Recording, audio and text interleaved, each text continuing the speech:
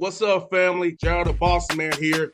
You're tuned into the Bossman Show on AM 1010, AM 1430, 1055 The King.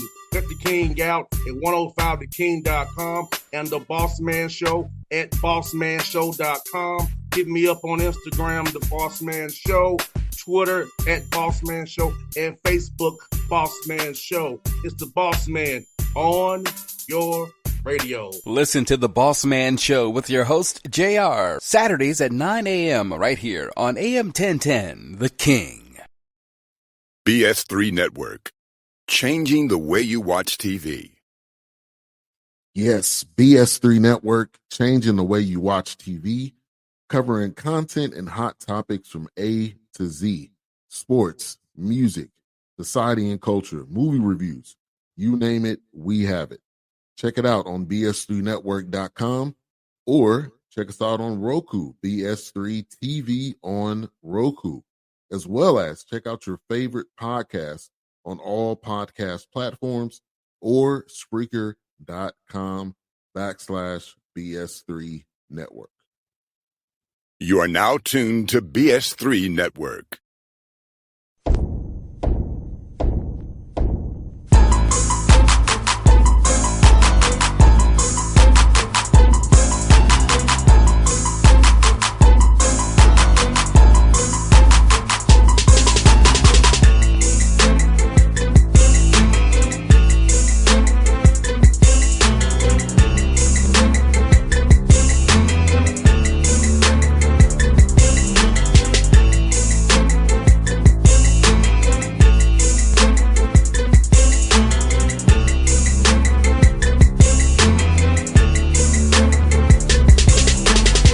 See him on the screen there, back on the show with me, Sacred Heart Pioneers, Coach Latina with me, back on the Bossman Show. Coach, good to see you, man. How life been?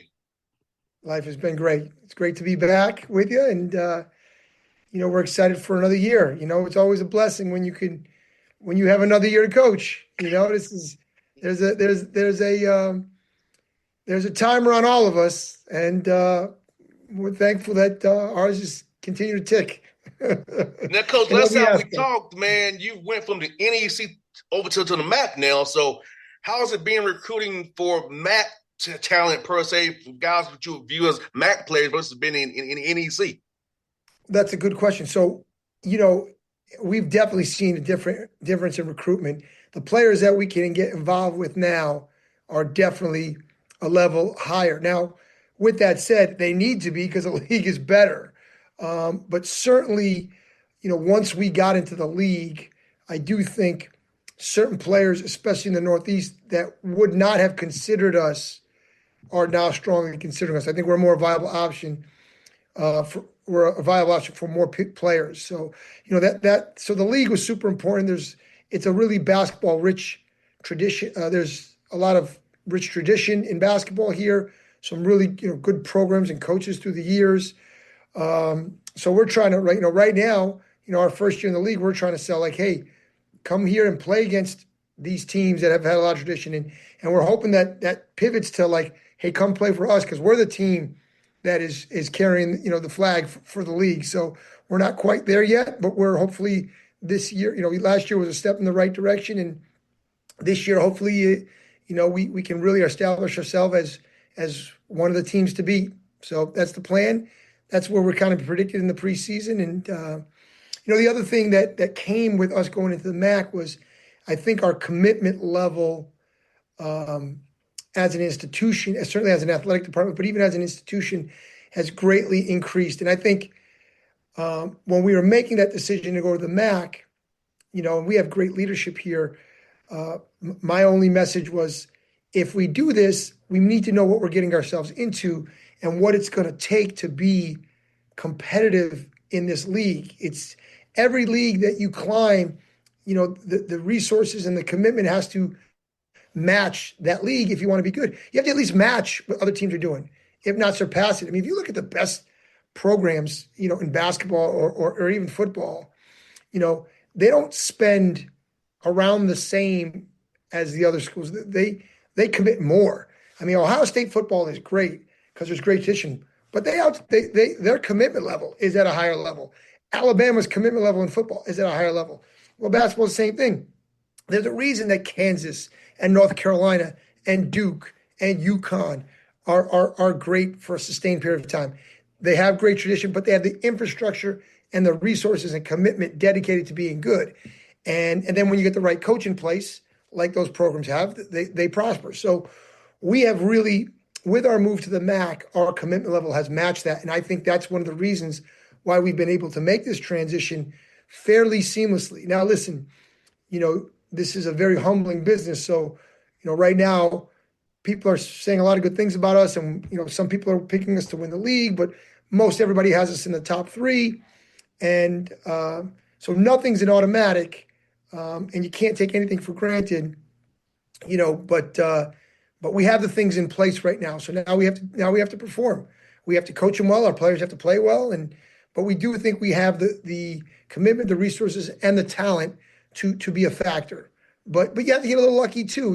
I mean, heck, look at Penn State football a month ago. They were everybody's darling to win the national championship, and now they have a new coach, and they have no chance of getting into the playoff, and their talent is great. They lost a super close game that they could have won in overtime. They catch a bad break, an injury here or there, and before you know it, it's the wheels have come off. And Penn State football is at the highest level of football in terms of tradition and commitment. So with that said, it's got to be a daily thing. We are evaluating our program, our team daily, and are we getting better? Now, there's some luck involved. You can't get hurt. You need your best players to play. And if you looked at the best teams in our league last year, they had the best players, but they also had the best players play the most games. Mm-hmm. We were a little snake bitten in that I think we had starters a combined 35 games last year for us. Now I feel good about that. We were still in the hunt going into the last couple of weekends, but we're gonna need to reverse that and catch a break there. But we feel like we're in a good place. We got good players. We have a great school. I have a great coaching staff, and I think when you have those things in place, good things have a chance to happen. And Coach Latina, what I saw about your roster, you have a lot of young guys, but I feel like with this portal world, you're able to get a lot of high school guys and young guys you wouldn't usually get because most of these Power Fives are worrying about the portal and guys who played before. It's also fun for having freshmen on your roster because they know your language only know your way of doing things. Try to break them of old habits and old ways, per se. No question. I mean, obviously roster construction is really, really evolved in the last 3 or 4 years. I think winning with just freshmen and sophomores is probably very difficult to do, but also winning with just transfers is probably not the easiest thing in the world to do. If you bring in 8 or 10 new players and they're all from different places, that could be problematic too. So I think there is a balance there. I do think bringing in, the one thing with the advent of the transfer portal is I do think we can get involved with better freshmen than we ever have. So, our philosophy is if you can get involved with a freshman that you think can be an impact guy, you don't shy away from that.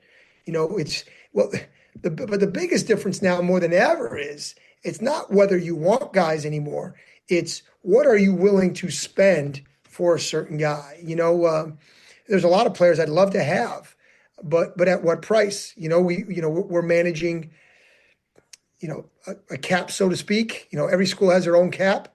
Obviously, 20 million being the highest, but no basketball program spending 20 million because that's between football, basketball, and whoever else schools want to donate resources to. But we have our cap, and we're trying to manage it and get the most bang for our buck and bring in the best team. So it is a different animal than ever before. The old days, if you really want a kid, you go all out, you put all your time and energy into it. Now you also have to figure out how much of our rev share can we put into this player and still have enough money to retain some of our best players. Because I do think at this level, but probably even the high major level, if you can retain some of your elite players, I do think that's the best formula. And one of the reasons why people are kind of bullish on our team this year is we were able to keep a junior who's a preseason first team All League guy in Anquan Hill. We were able to keep an all rookie freshman point guard in Makai Kano, who's going to be a sophomore. We were able to keep a scoring guard in now Ralph Byer. So those three guys are really the core. We were able to keep Griffin Baruch, shooter off the bench for us last year, and some other complementary pieces. We added that with a couple of transfers, and on paper at least, it looks like we have a chance to be good. So there's no one formula. You have to do the best you can. There's the realities on the ground. Like you could say, hey, I want to keep this guy and that guy, but some guys play so well that their numbers are so high in terms of what they're being offered that you can't compete with that. But you try your best and you try to manage your money the best you can, and you try to bring in as much money as you can too. That's the other thing is what are you willing to spend? It's college basketball is a lot more, at least at our levels, it's a lot more like the baseball model than it is football or the NFL or NBA, because there are some teams in every league, including ours, that are like the Yankees and the Dodgers, and that just they can absorb bad contracts, and then there's other people like the Mariners and the Tampa Bay Rays, and the Oakland Athletics that have to kind of be a little more moneyball to be good. Now the good news is there are teams in baseball that do have success that have smaller payrolls, not as often as you like. So that's, you have to realize the landscape and where are you in landscape? Are you the Yankees or the Dodgers, or are you more like the Seattle Mariners? But the Seattle Mariners are playing. The Toronto Blue Jays are playing right now. So I think there's a lot of moving parts to this. You still have to value the same things you've always valued. Relationships and toughness and connecting with your players. But getting them to come here, that process is a little different. So it's an exciting time. No one has a formula. This is my 31st year of coaching college basketball, but it's really only my first or second year of dealing with rev share and NIL collectives and things of that nature. So, we're all kind of figuring this out as we go, and the schools and the programs that manage it the best and figure it out the best are going to have the most success. So there's a lot of uncertainty, but there's a lot of opportunity too. And hopefully we can take advantage of it. I don't want to say we have it figured out, because as you've been covering a lot of teams, and I just used Penn State football as an example. Like, just when you think you have it figured out, the basketball gods have a funny way of humbling us all. So, it's a daily thing, a daily process of trying to get better, and are we where we need to be, and we kind of go from there. But we're in the right place. I'm at the right school. We're in a good league, and we can't wait to get going. Coach Latina, I'm gonna tell you what's funny, because tomorrow night I'm hosting a fundraiser for a school down south here who is a lot of Atlanta alumni, because they only have 11 scholarships of their 13. So they're trying to fund the 12th and 13th. So I'm gonna be hosting, DJing the fundraiser. So even in this world, some schools who don't even have the full scholarships funded. So I'm having to step in and do a fundraiser and help them with being a DJ and the host, try to raise money tomorrow night for them to get those 12 to 13 guys paid for. Oh, there's no question. I mean, money is not everything, but it's a lot. And if you don't have the resources, this is a difficult job. Being a college basketball is a difficult job, even if you have the resources. When you don't have those resources, or are at a deficit to people, forget about, we're not trying to compare ourselves to Kentucky or UConn and, local team.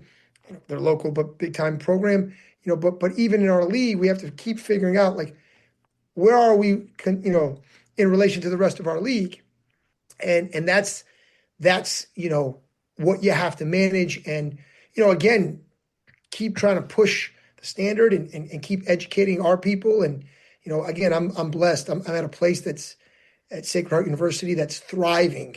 We are, it's the golden age. I feel very lucky to be here. Our enrollment is, at a time where enrollments are declining at mid-sized private schools, we're going the opposite direction. And we have great admissions people. And if you're ever in the Northeast and you come on this campus, you'll be like, wow, like we have things in place here to be good. But again, you have to make sure you're reacting to the changing landscape and doing what needs to be done. So we have, again, great leadership here. Our athletic director is someone who I admire and respect, and we have great alignment.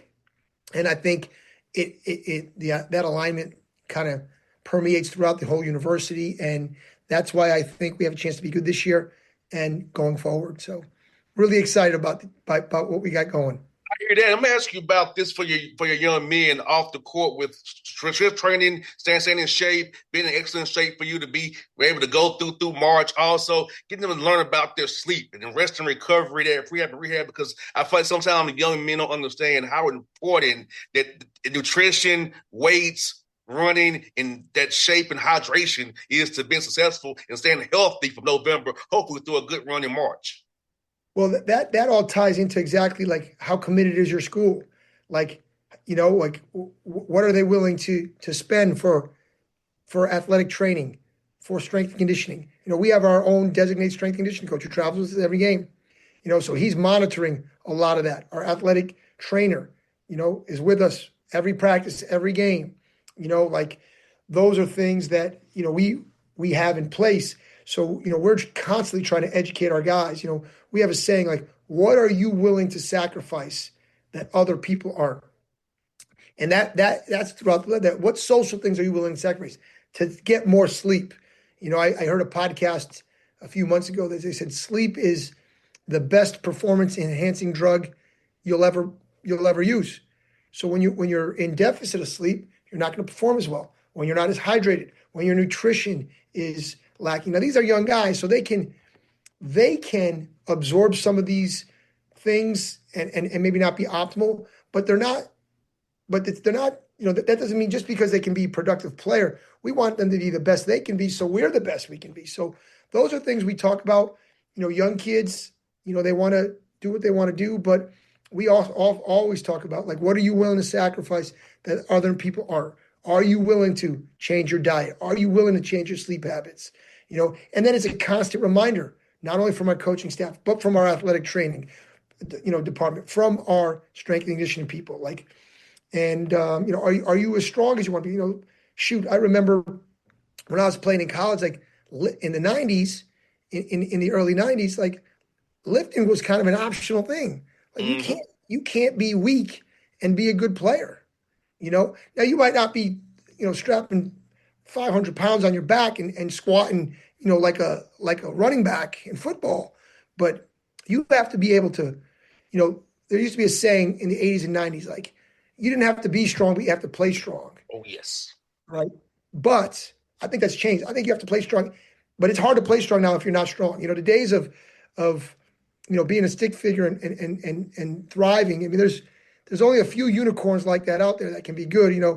I know KD, when he first got in the league, wasn't super strong, but KD's also 6'11" guard who's the greatest scorer, probably one of the 2 or 3 greatest scorers in history of the NBA. If your goal is to be, well, I'm going to be like KD, you're probably setting yourself up for failure. You know what I mean? Because he's one of one. Not many people can move like he moves at that size and shoot like he shoots at that size, and his agility and things like that. So early in his career, he was probably a little bit able to overcome not being strong in the weight room. But again, there's not many people like that.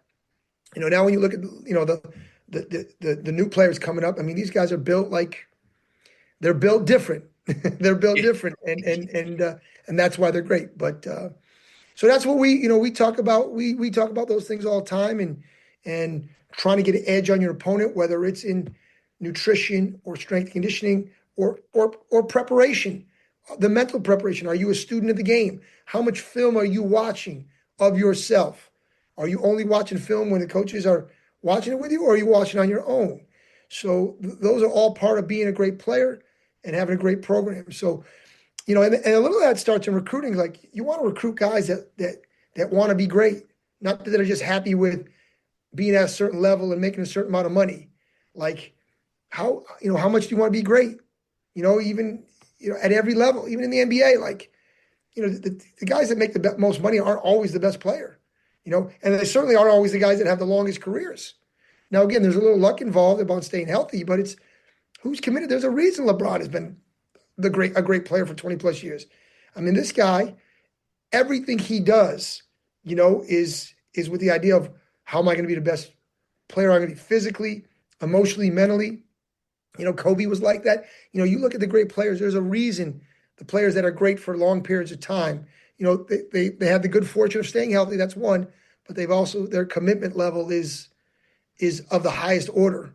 And now they were naturally super gifted, and anybody who plays in the NBA or at the Division I level has to have some God-given gifts.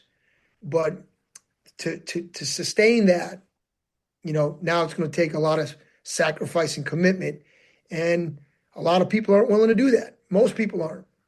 Coach, I'm gonna give you something about commitment. Our walkthrough ended at 11:45. It's 1:35. Then guys still down there shooting on a game that I shoot around. So that's commitment. Of course. Right there. That's for young people. We had shoot around in at 11:45. It's 1:35 now, and guys are out there still getting up shots. These guys it's the know. NBA guys. Pros understand. Pros, they know, because they'll, once you get into the league, everybody's real good. Everybody's got everything. So, the young guys that last, they look at some of the veterans and say, "Oh, what are they doing? How did they survive?" And it's, Steph Curry wasn't the greatest shooter of all time by accident. He wasn't born a great shooter. Now, I know his dad was an all-time great. I mean, his work ethic is elite, and you don't just, show up on game day and make 30-foot threes like it's nothing, So I do think, the best players recognize that and realize that and put the time in. It's, it's not, you don't just show up on game day and are great. That is, if anyone believes that's grossly inaccurate. And so we try to preach that, and our guys, and we want our guys to fancy themselves want to be pros. And say, you want to be a pro? Okay, well, here's what it's going to take. Just because you're 6'7" and you were the best athlete since the 5th grade, well, now everybody looks like you, everybody moves like you. Now what? Now what are we going to do? So that's what we're preaching. Work ethic and commitment is, it's the price of admission. And talent is a given. You got to have talent, but that just gets in the door. Now, if you want to stay in the party, and sustain it, it's going to take those other things. Now, Coach, I was talking about this with another coach the other day about me personally. Like, I feel like me playing football, basketball, baseball, knowing my role in each sport. In football, I'm a slot receiver, fast guy, move around. Basketball, I had to use my strength and speed because I didn't have the handle, but I could shoot the ball and defend and do all other stuff. And then baseball, I had to use my speed, to switch hit little bunts, little flares, and you get on the bases and have it that way. And getting young men who that's a regimented per se, but knowing their role in different sports. And when you come to a team like yourself, be able to say, hey, this is my role in this team. And if I excel that role, I can graduate to another role if I excel. So about that, having young men in your program who are also regimented in basketball, but also play other sports to where they can know how to have roles defined and accept those roles and be bought in that way. Well, that deals with two things. One, you got to be coachable. You got to listen to your coach. You want to excel. What does the coach need from me, right? And two, self-awareness. You got to be self-aware. The best NBA guys that stick around, you look at a guy, like, is it TJ McConnell for the Pacers? Yes, McConnell, yes. He knows why he's being paid. He knows why he's sticking in the NBA. And there's a self-awareness there of a player like that. Or a guy who's, hey, a guy that's, I'm a shooter. I gotta be ready to make standstill jump shots from the corner. You know what I mean? Or whatever the case. I'm a rebounder, rim runner. Like, this is why I got to defend, rebound, and rim run. So I think self-awareness and coachability are a big part of this. And having that self-awareness, all right, how am I going to get on the court? How am I going to get on the court? Whether it's at this level or the NBA level, and then what's the best way? Well, the best way I'm going to get on the court is, what does the team need? and what are my strengths? So I think that's a big part of it. Now we try to do that in our program is help guys with their self-awareness.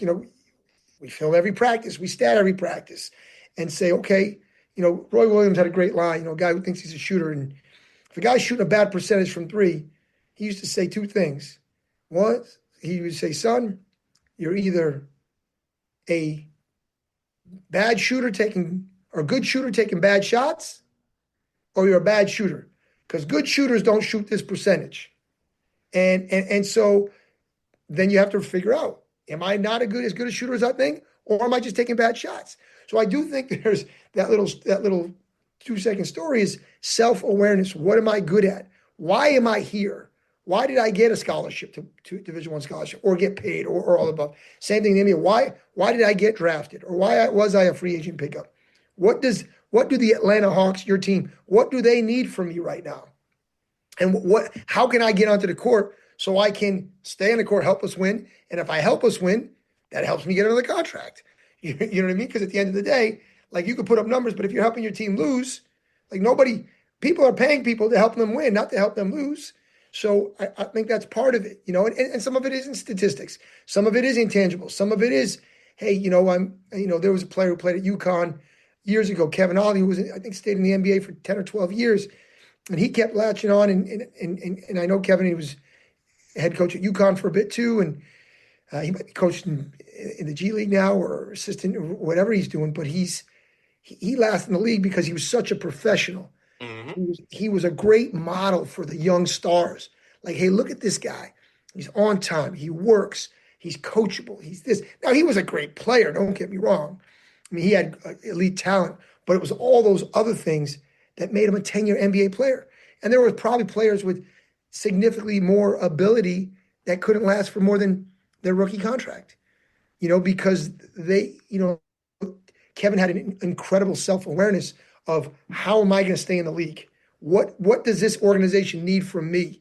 And so, I mean, he's a great lesson. I mean, I think he was with the Cavaliers when LeBron was young, and I think that, I want to mistake that, but I know that some veteran players would talk about Kevin Ollie, and I mean, he might have been even with KD and OKC, and they watched him and they learned from him, and I mean, that's a lot of value in that for organizations. Whether it's Sacred Heart men's basketball, whether it's our program or the Atlanta Hawks or the Oklahoma City Thunder or whatever. So I think teaching kids that, and we only have kids a lot of times for 1 year, 2 years now because of the portal. But I do think I feel an obligation to be like, hey, we want to help you as much as you can in your career. Here are some of the things that are going to help you last at the next stop or as a pro, and really talk about those things and really preach self-awareness. Being delusional maybe help you feel good for a second, but it ain't going to help you last. It ain't going to help you, it ain't going to help you make more money. So we really try to preach that and be very honest with our players, and everyone says, hey, brutally honest. I think there's a way you can do it without killing someone's confidence, but you have to preach that honesty and that self-awareness, because it's gonna make them better. It's gonna make us better, and it's gonna give them the best chance to have an extended career, either here or somewhere else. And Coach Henry, you said something very important. That's what I do with our young guys here with the Hawks, man. I try to get them those lessons that you just laid out, because I've been around. I know my dad's a coach, so I kind of know. I played myself, so I know. So I'm able to talk to these guys as a brother figure on the Skyhawks and our league team, man.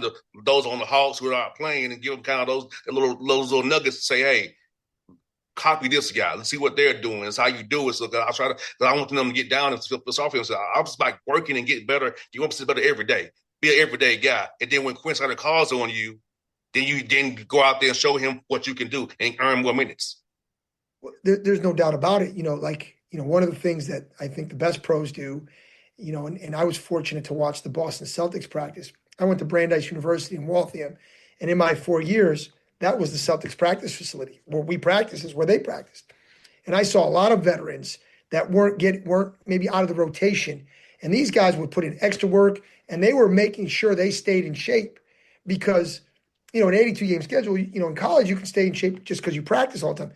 Once games start in the NBA, you don't practice as much. So are you ready when your opportunity calls? Like, you got to be ready. And part of that is Is your game tight? Is your, you know, is your timing right? Are you putting in that extra time? Is your conditioning at the level it needs to be at? You know, we try to tell our guys, things change at a moment's notice. Guys get hurt, guys get suspended, anything can happen. You know, if you're not ready when your number's called, that might be the only chance you get, you know. But if you're ready, it could change everything. It can change the trajectory of your life. So, you know, being every, you know, are you an everyday guy or are you a someday guy? You know, the everyday guys are the guys that win. I heard Nick Saban once say this too. Are you an and guy or are you a but guy? Like, you know, when a professional team calls me about a player, I can say he's super talented, but he's a little lazy, but he's not coachable. Or are you, hey, he's a great kid and he's a great player and he's tough and he's coachable. You know, you want to be everyday guys and you want to be an and guy. The and guys are the guys that have great careers, that help teams win championships, you know, and that's, we try to constantly preach that and take no days off. And if you have a bad day, make sure the next one's better, you know? Nah, you got that right, Coach. Last one for you, Coach, man. Non-conference schedule, man. He's got some tough ones by my man, Drew Joyce up there, Villanova, man. So you're challenging your guys early, man. Talk about that, man, Coach. Well, you know, scheduling is very strategic. You know, you want to play enough high-profile teams so it's exciting for your fans and your players, but also enough 50-50 games so you're getting ready for your league. There's the financial component now as well with rev share. So bringing in more money is a factor in that. So we probably scheduled a little tougher than I wanted to, but you know, we think we're going to be one of the better teams in the league. I always say this for the college basketball fans watching this, at this level of basketball, getting through November and December with a little confidence and dignity is super important. You know, we have 4 or 5 games where, you know, they're called guarantee games where we're getting paid to play the game. Well, teams aren't paying us because they think we're going to go there and beat them, right? Now, you want to win some of those games, but, you know, you're going to lose a large majority of those games. So, you know, we're playing 4 or 5 of those, you know, 4 this year, I believe. Well, you know, we play 11 non-conference teams. That means you got to go 6-1 in the other 7 if you lose all 4 just to be 6-5.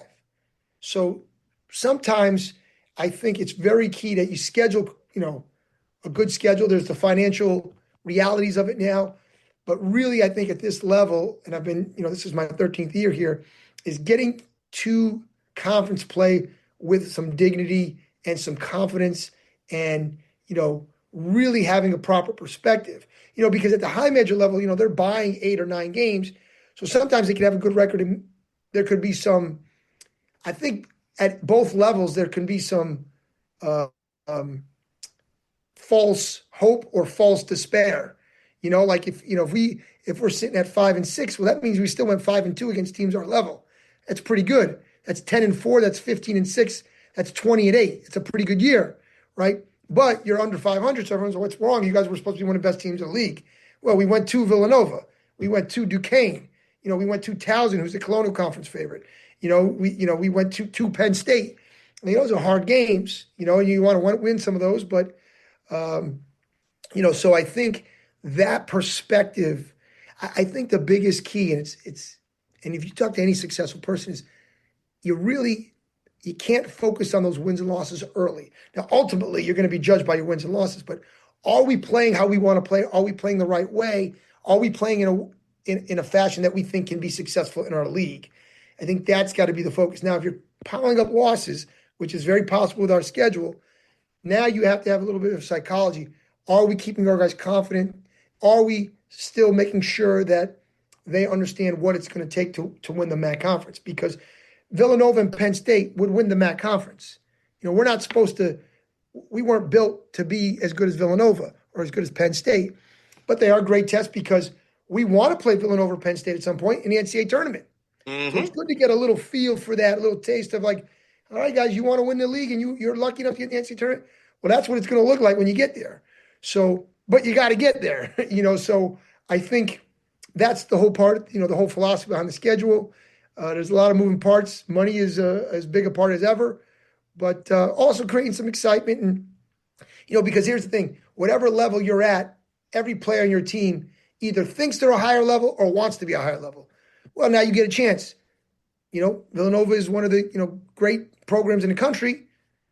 If you could be good against them, then maybe you are a higher level. But if they're kicking your butt, then maybe you got a little more work to do.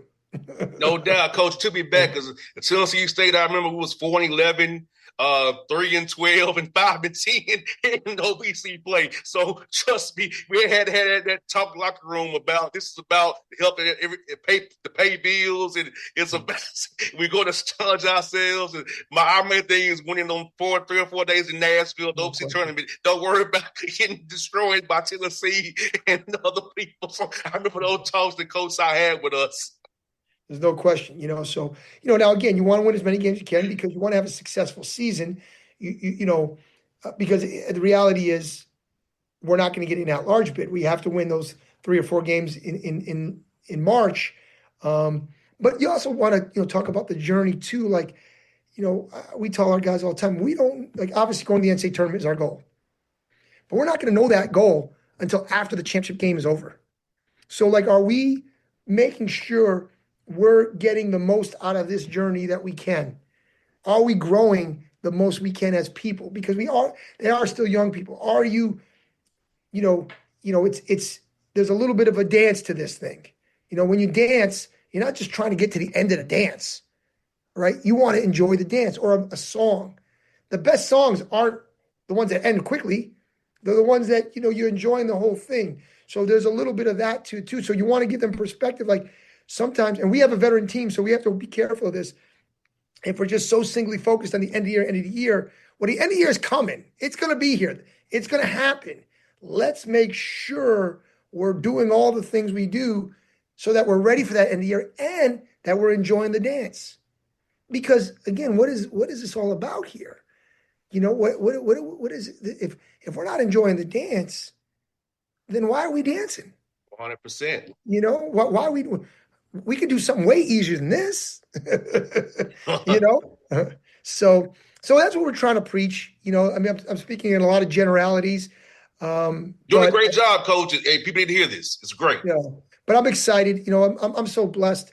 I'm at a great place with great people, and this is my 21st year at Sacred Heart University, and for one person to be at one school that long in this day and age is.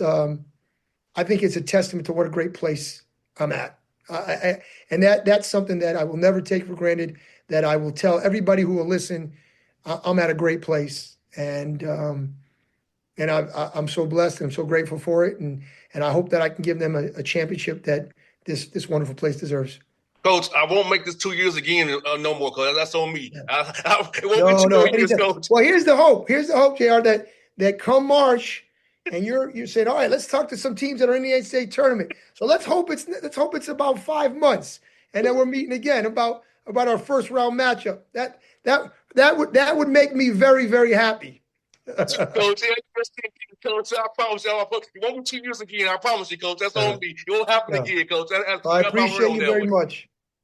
Great catching up. Thanks, Coach. I'll see you soon, brother. We hope talking in March again, man. Absolutely. Take care. Have a great one. You too. BS3 Network, changing the way you watch TV. Yes, BS3 Network, changing the way you watch TV, covering content and hot topics from A to Z, sports, music, society and culture, movie reviews, you name it, we have it. Check it out on bs3network.com or check us out on Roku, BS3 TV on Roku, as well as check out your favorite podcast on all podcast platforms or Spreaker.com/BS3 Network. You are now tuned to BS3 Network. What's up, family? Gerald the Bossman here. You're tuned into the Bossman Show on AM 1010, AM 1430, 1055 The King. Let the King out at 105theking.com and the Bossman Show at bossmanshow.com. Hit me up on Instagram, The Bossman Show, Twitter at Bossman Show, and Facebook, Bossman Show. It's the Bossman on your Radio. Listen to the Bossman Show with your host, JR, Saturdays at 9 a.m. right here on AM 1010, The King.